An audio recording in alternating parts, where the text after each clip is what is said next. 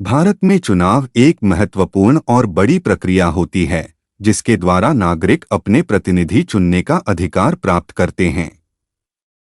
यहाँ कुछ महत्वपूर्ण जानकारी है भारतीय चुनाव के बारे में। चुनाव आयोग भारत में चुनाव प्रबंधन की निगरानी करता है। यह स्वतंत्र और निष्पक्ष संस्था होती है जो चुनावों की व्यवस्था, सुरक्षा और संचालन का आयोजन करती है। प्रकार: भारत में विभिन्न स्तरों पर चुनाव होते हैं, जैसे कि लोकसभा चुनाव, संसदीय चुनाव, राज्यसभा चुनाव, विधानसभा चुनाव, राज्यीय चुनाव और स्थानीय निकाय चुनाव, पंचायती और नगर पालिका चुनाव।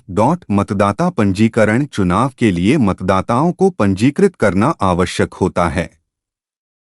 यह पंजीकरण कार्य पहले ही चुनाव आयोग द्वारा निर्धारित तारीख तक किया जाना चाहिए। मतदान: चुनाव दिन को मतदान दिवस कहा जाता है, जिसमें पंजीकृत मतदाताएं अपने मतदान करने के लिए मतदान केंद्रों पर जाती हैं। मतदान गोलीकांड: गुप्त मतदान के रूप में आयोजित किया जाता है। गणतंत्र दिवस: लोकसभा और विधानसभा चुनाव भारत में निर्धारित समय सारणी के अनुसार होते हैं। लोकतंत्र की महत्ता को दर्शाने के लिए गणतंत्र दिवस को चुनाव दिन के रूप में मनाया जाता है। नतीजे: चुनाव के बाद नतीजे घोषित किए जाते हैं, जिसमें जीतने वाले उम्मीदवारों का नाम और पार्टी का नाम शामिल होता है।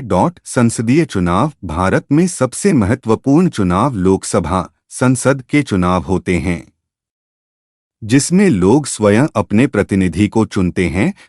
चुनावी आचरण कोड: चुनावी आचरण कोड चुनावी कार्यों के लिए एक नियम पुस्तिका होती है, जिसमें चुनावी प्रक्रिया के लिए नियम और मानक होते हैं।